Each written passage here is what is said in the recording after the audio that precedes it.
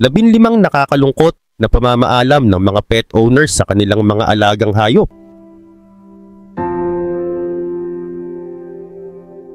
Ang ugnayan sa pagitan ng isang hayop at ng kanilang owner ay maituturing na isang unique relationship dahil ito ay puno ng pagmamahal at walang kapantay na katapatan, kaya naman madalas ay itinuturing na sila bilang bahagi ng pamilya at minsan pa'y nagiging source of comfort lalo na sa mga pinakamalungkot na sandali ng ating buhay. Kaya naman para sa bawat pet owner, ang pagkawala ng kanilang alaga ay isang mabigat na pangyayari sa kanilang buhay. At sa video nga na ito ating tuklasin ang 15 nakakaiyak na kwento ng pamamaalam ng mga pet owners sa kanilang mga alagang hayop. Kaya naman tara, simulan na natin.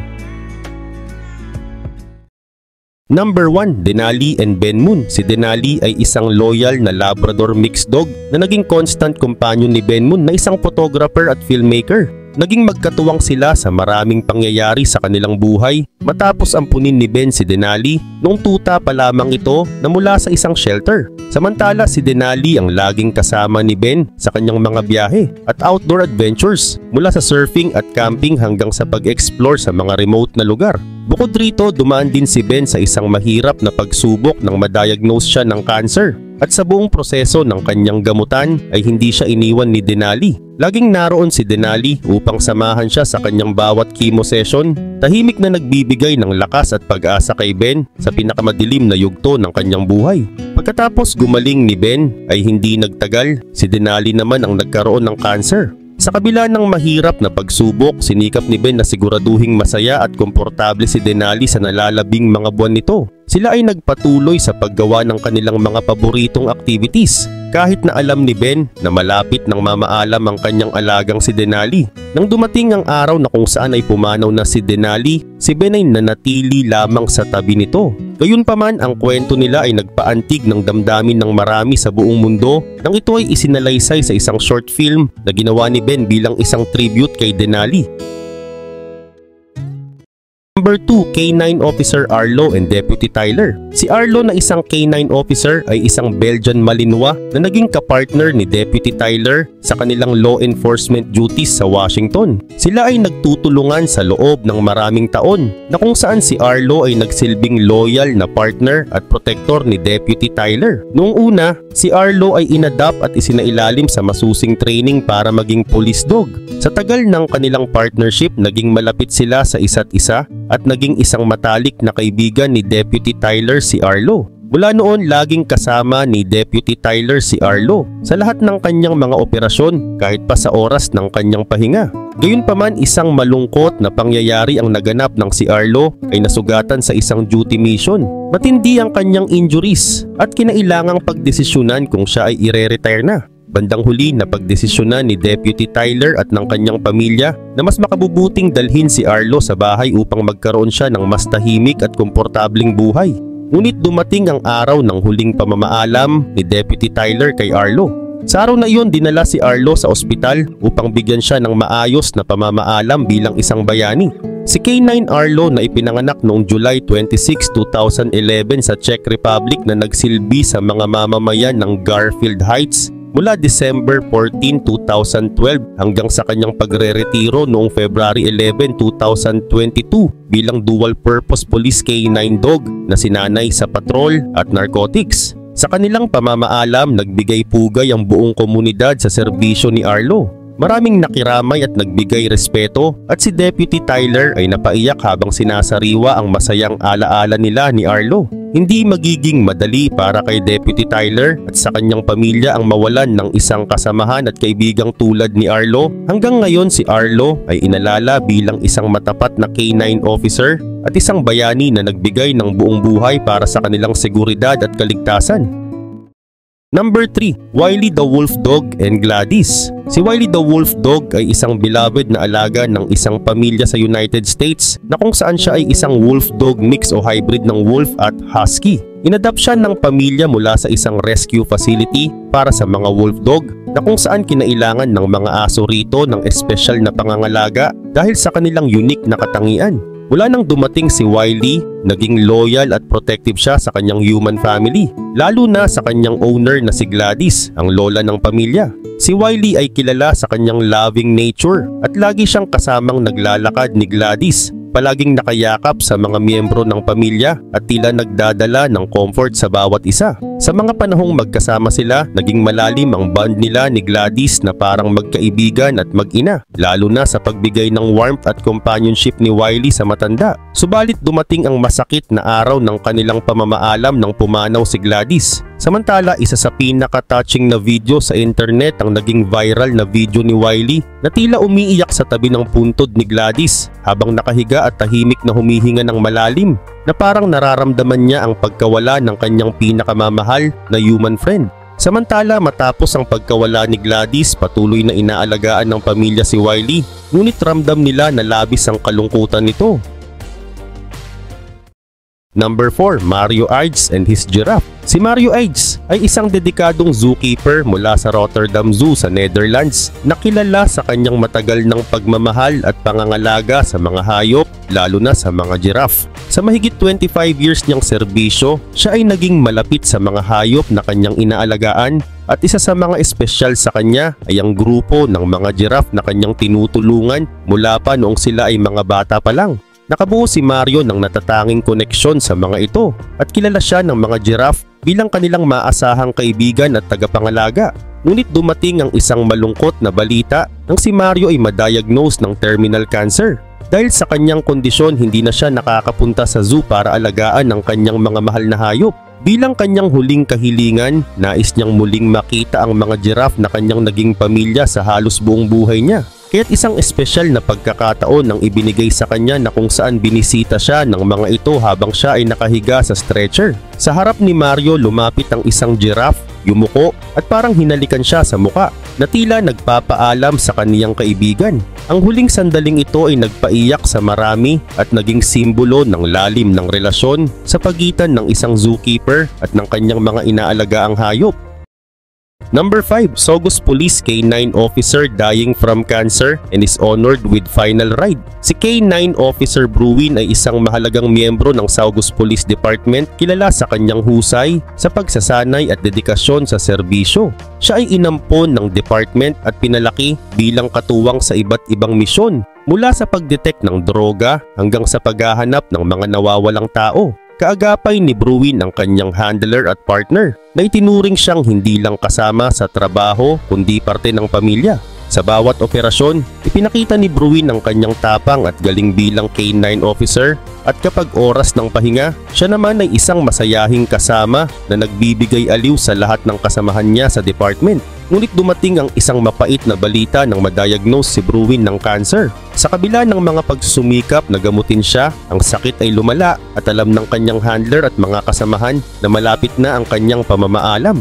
Bilang pagpupugay kay Bruin, inorganisa ng Saugus Police Department ang tinawag nilang final ride na kung saan siya ay inikot sa paligid ng bayan upang mapuntahan ang mga espesyal na lugar sa kanya. Kasama ang kanyang handler at ibang miyembro ng department at mga kapwa police dog, binigyan nila si Bruin ng espesyal na parada bilang tanda ng kanilang pasasalamat at pagmamahal. Sa buong pag-iikot nila sa bayan, maraming residente ang nagbigay pugay, nagpapakita ng pagmamahal at respeto sa bayani nilang si Bruin. Ang mga opisyal at mga bata sa paaralan ay nakahanay sa mga lansangan na may hawak na mga banners, kumakaway at sumasaludo habang dumaraan ang isang police cruiser na sakay si Bruin. Samantala, ang huling lugar na kanilang pinuntahan ay ang isang ospital para sa mga hayop. Sa labas ng ospital, sumaludo kay Bruin ang ibang mga opisyal ng K9 habang emosyonal na nilalakad ni Office Fawcett ang aso sa loob. Di nagtagal pagkatapos ng prosesyon, inihayag ng Police Department na namatay na si Bruin. Samantala, sabi ni Interim Police Chief Ronald Giorgetti na there was a very unique relationship, a very tight bond. K9 Bruin was like a member of the family. I know that Officer Fawcett is greatly appreciative of everyone that participated and everybody that came out in the community of Saugus. Ang final ride na ito ay isang pagpapaalala ng hindi matatawarang sakripisyo ng mga K9 officer at ang malalim na koneksyon nila sa kanilang mga kasamahan at komunidad. Sa huling sandali ni Bruin, naroon ang pagmamahal at respeto ng mga taong minahal at pinagsilbihan niya. Number 6. Staff Sergeant Brian Van Fleet NOD.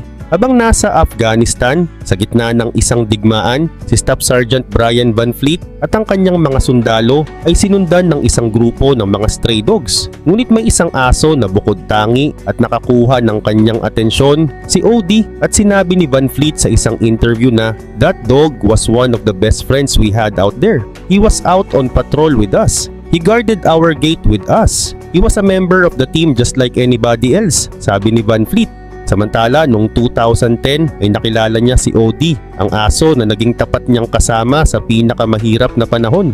Bukod rito, dahil sa lalim ng kanilang pagsasama at bond, naging determinado si Fleet na huwag iwanan si OD. Nakipag-ugnayan si Van Fleet sa isang agency at gumastos ng ilang libong dolyar upang maipadala si OD sa kanyang tahanan sa Iowa. At dagdag niyang sinabi sa kanyang interview na there's no way to express the companionship of a dog you've been to a combat zone with, sabi ni Van Fleet. He has helped me immensely, more than any therapy could. Gayunpaman, pagkaraan lang ng ilang taong paninirahan nito sa Iowa, nagkaroon ng skin rashes si OD na mabilis na kumalat papunta sa kanyang kidney. At kahit ang mga veterinarians ay hindi napigilan ng pagkalat ng sakit, kaya't ginawa ni Van Fleet ang pinakamahirap na desisyon na i-euthanize ang kanyang matalik na kaibigan upang hindi na ito mahirapan pa. Gayunpaman, si OD ay inilibing sa Camp Dodge sa headquarters ng Iowa National Guard. Dagdag na sabi pa ni Van Fleet sa kanyang interview, I was right there, holding him. He was a comfort factor. You know what I mean? He was something familiar that I knew I could trust. Number 7. Sina and Jeff DeYoung. Si Sina ay isang military dog na naging matalik na kasama ni Jeff DeYoung na isang US Marine na naka-assign sa Afghanistan. Unang nakilala ni Jeff si Sina noong sila'y naging mag-partner sa serbisyo. Si Sina ay isang Black Labrador Retriever na ginamit bilang bomb detection dog at sa loob ng mga taon nilang magkasama, marami silang pinagsamahang mapanganib na misyon. Sa mga pagkakataong iyon, hindi lang si Jeff ang nagsasakripisyo upang gawin ang mapapanganib na sitwasyon dahil kasama niya si Sina na nagbibigay ng dagdag seguridad at comfort sa kanya. Samantala, hindi lang trabaho ang naging ugnayan nila dahil si Sina ay naging malaking bahagi na ng buhay ni Jeff, lalo na sa pagbibigay ng emotional support sa bawat hamon ng digmaan. Matapos ang ilang taon sa serbisyo, diretiro si Sina noong 2014 at sinigurado ni Jeff na makukuha niya ang oportunidad para i-adopt si Sina at alagaan ito sa kanilang tahanan. Sa mga sumunod na taon, naging masaya ang kanilang pagsasama, puno ng paglalakad sa labas at paglalaro. Subalit noong 2017, nadiskubre na may cancer si Sina at sa kabila ng lahat ng pagsisikap ni Jeff na palakasin siya, dumating ang oras na namaalam na si Sina. Samantala, nag-organisa si Jeff ng isang marangal na seremonya na kung saan isinakay niya si Sina sa jeep na may American flag at isinama ang mga dating kasamahan sa serbisyo bilang pagpupugay sa kanyang kabayanihan. Ang kanyang pamamaalam sa kanyang aso ay isang nakakaantig na kwento ng tunay na pagmamahalan sa pagitan ng isang sundalo at ng kanyang loyal na alagang aso, na isang pamamaalam na puno ng respeto at pagmamahal na hinding-hindi makakalimutan ni Jeff. Number 8. Vietnam veteran Roberto Gonzales and his horses Ringo and Sugar. Si Roberto Gonzales na isang Vietnam War veteran ay nagkaroon ng malalim na koneksyon sa kanyang mga kabayo na sina Ringo at Sugar. Matapos makaranas ng matinding trauma mula sa kanyang serbisyo sa Vietnam, napagdesisyonan ni Roberto na maghanap ng paraan upang makalimutan ang kanyang nararamdamang kalungkutan at mga alaala noong digmaan. Kaya naman noong 2008 natagpuan niya sina Ringo at Sugar. Ang dalawang kabayong agad nagbigay ng aliw at kapayapaan sa kanya. Para kay Roberto, ang pag-aalaga at pakikisalamuha sa mga kabayong ito ang nagbigay sa kanya ng bagong layunin sa buhay, na kung saan ang mga araw nila ay napupuno ng kasiyahan mula sa simpleng pag-aalaga at pagbisita sa kanila sa kanilang ranch hanggang sa pagsakay niya sa mga ito hanggang sa bukirin. Ang presensya ni Ringo at Sugar ay naging malaking bahagi ng kanyang healing journey at nakatulong sa kanya na makahanap ng kapayapaan. Ngunit sa paglipas ng panahon, nagkaroon ng isang malubhang sakit si Roberto na nagdulot ng panghihina at pagkakakonfine niya sa ospital. Alam ng kanyang pamilya ang kahalagahan ni Ringo at Sugar sa buhay ni Roberto, kaya sa huling mga araw niya, dinala nila ang mga kabayo malapit sa bintana ng kanyang silid upang makapagpaalam siya sa kanila. Sa huling pagkakataon, nakita ni Roberto sina Ringo at Sugar at nagkaroon sila ng tahimik na pamamaalam na isang sandaling puno ng emosyon at pagmamahal na tila alam ng mga kabayo ang kanyang pinagdaraanan. Ang kanilang kwento ay isa sa mga pinaka-nakakaantig na kwento ng pamamaalam sa pagitan ng tao at kanilang alagang hayop. Para kay Roberto, sina Ringo at Sugar ay hindi lamang mga kabayo, kundi mga tunay na kaibigan na dumamay sa kanya sa kanyang mga hirap at kalungkutan. Number 9. Sinbad and his elderly owner of 25 years. Si Sinbad na isang African Grey Parrot na naging kasama ng kanyang owner sa loob ng 25 years. Sila'y nagsimulang magkasama noong bata pa si Sinbad at mula noon hindi sila nagkahiwalay. Sa kanilang mga taon na magkasama, naging kaagapay ni Sinbad ang kanyang may-ari sa bawat yugto ng buhay, lalo na sa pagdating ng katandaan at pagkakaroon ng malubhang sakit ng kanyang amo. Nang tumama ang matinding sakit sa kanyang amo, na isang kondisyon na nagdulot ng panghihina at madalas ay nakakaramdam ang matanda ng kalungkutan at kawalan ng lakas, kaya't naging sandigan nito si Sinbad. Araw-araw si Sinbad ay nasa tabi ng kanyang may-ari, nagpapakita ng kanyang pagmamahal sa pamamagitan ng kanyang mga pagsasalita at pagbibigay aliw sa kanyang nakasanayang tunog, na tila nagpapaalala na hindi nag-iisa ang kanyang amo sa mga pagsubok nito sa buhay. Samantala, pinaniniwalaan ng mga eksperto na ang mga African Grey Parrots ay may pambihirang kakayahan na makiramdam sa emosyon ng kanilang mga amo. Sa kaso ni Sinbad, nagpapakita siya ng kalungkutan at pagdamay sa kanyang amo sa pamamagitan ng pagiging tahimik sa mga panahong ang kanyang may-ari ay nangangailangan ng kapayapaan o sa paglambing sa tuwing nararamdaman niyang may pinagdaraanan ito. Ang mga eksperto rin ay naniniwala na ang mga parrots ay may kakayahang mag-empathize o maramdaman ang kalungkutan ng kanilang amo, katulad ng mga aso o pusa na nagpapakita ng kanilang pagsuporta sa kanilang mga amo sa kanilang sariling paraan. Samantala, nang dumating na ang oras na namaalam na ang kanyang amo, nanatili si Sinbad sa tabi nito na tila naiintindihan ang hirap na naramdaman ng matanda. Number 10. Mehmet İlhan and Cesar. Si Mehmet İlhan ay isang Turkish na matanda na na-diagnose ng isang malubhang sakit na nagdulot ng kalungkutan at panghihina sa kanya. Upang makatulong sa kanyang mental at emosyonal na kalusugan, pinili ng kanyang pamilya na bigyan siya ng isang alagang aso. At dito nagsimula ang kanilang malalim na ugnayan. Samantala, mabilis na nagkasundo ang dalawa at si Cesar ay laging nasa tabi ni Mehmet na nagbibigay ng walang katapusang kasiyahan. Araw-araw ay kasama ni Cesar si Mehmet sa bawat gawain sa kanyang buhay, mula sa simpleng paglalakad sa labas hanggang sa mga oras ng kanyang pagpapahinga. Gayunpaman, dumating ang panahon na naging mahirap ang kalagayan ni Mehmet at siya ay naospital. Sa kanyang huling mga araw, hindi na maalis si Cesar sa tabi ng ospital, ila nararamdaman niya ang hirap na nararanasan ng kanyang amo. Matapos pumanaw ni Mehmet, si Cesar ay nakitang nakaupo sa tabi ng puntod ng kanyang pinakamamahal na amo, na isang eksenang nagpaiyak sa mga nakakakita. Dahil makikita na siya ay nasa proseso ng pagdadalamhati na nagpapakita ng tunay na lungkot na kanyang nadarama dahil sa pagkawala ni Mehmet. Ang kwento ni na Mehmet at Cesar ay patunay ng malalim na pagmamahalan at ugnayan na maaaring mabuo sa pagitan ng tao at hayop, lalo na sa mga panahong magkasama sila sa hirap at ginhawa. Number 11. John Tumilson and Hawkeye. Si John Tumilson ay isang US Navy SEAL na pumanaw noong 2011 sa Afghanistan at siya ay may isang loyal at pinakamamahal na alagang aso na si Hawkeye. Si Hawkeye ay hindi lamang isang pet kundi isang matalik na kaibigan at kasama ni John, lalo na sa kanyang mga training at misyon bilang sundalo.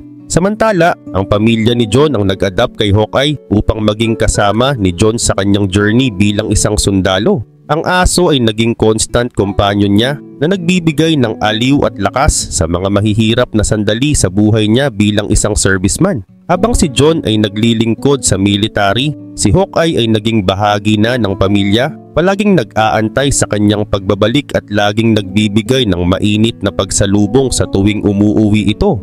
Ang kanilang buhay kasama si Hawkeye ay puno ng pagmamahalan at kasiyahan, lalo na't kilala si Hawkeye sa kanyang pagiging loyal at pagiging protective kay John. Samantala, ang madalas nilang masayang bonding moments ay ang paglalaro sa backyard o kaya naman ay sa simpleng paglalakad sa labas. Ngunit nang pumanaw si John sa isang trahedya sa Afghanistan, makikita ang pinaka-heartbreaking na eksena na kung saan si Hawkeye ay nakaupo sa tabi ng casket ng kanyang amo sa libing nito na tila nagbabantay sa huling pagkakataon. Ang eksenang ito ay nagpaluha sa maraming tao at nagpakita ng tapat na pagmamahal ni Hawkeye kay John. Dahil sa pagkawala ni John ay lubhang nagluksa si Hawkeye at nakitang tila nawalan ng sigla ang alaga sa mga sumunod na araw. Ang kwento ni John at Hawkeye ay isa sa mga pinakamasakit na pamamaalam na nagpapakita ng tunay na pagmamahalan sa pagitan ng tao at ng kanyang alagang hayop na isang uri ng koneksyon na nananatiling buhay sa alaala kahit wala na ang isa sa kanila. Number 12, President George H.W. Bush and Sully. Si Sully ay isang Labrador Retriever na naging espesyal na kasama at service dog ng noong US President George H.W. Bush. Ibinigay si Sully kay Bush matapos ang pagpanaw ng kanyang asawa na si Barbara Bush bilang tanda ng kanyang patuloy na pagsuporta sa kanyang asawa. Si Sully ay na-train sa America's Vet Dogs, isang organisasyong nagbibigay ng mga service dog para sa mga veterano at iba pang nangangailangan ng assistance. Mula nang dumating si Sully sa buhay ni Bush, naging loyal companion niya ito, palaging handa sa mga utos at mahahalagang pangangailangan ni Bush tulad ng pag-aabot ng mga gamit at pagsuporta sa kanyang mobility. Araw-araw si Sully ay naging kasama ni Bush sa kanyang mga routine activities, mula sa pagpunta sa mga events hanggang sa mga simpleng lakad sa loob ng kanyang bahay. Si Sully ay kilala rin sa pagiging maasikaso at tapat nito na laging nandyan para alalayan si Bush sa tuwing kailangan nito ng tulong o kahit simpleng pagdamay lang. Samantala, nang pumanaw si George H.W. Bush noong 2018, ang eksenang nakakalungkot ay ang larawan ni Sully na nakahiga sa tabi ng kabaong ng kanyang amo na tila nagpapakita ng kanyang huling pagbabantay at pamamaalam. Matapos ang pagkamatay ni Bush, si Sully ay muling bumalik sa America's Vet Dogs at ipinagpatuloy ang kanyang serbisyo bilang isang therapy dog sa mga veterano. Ngunit ang kanyang alaala na kasama si Bush ay nanatiling buhay.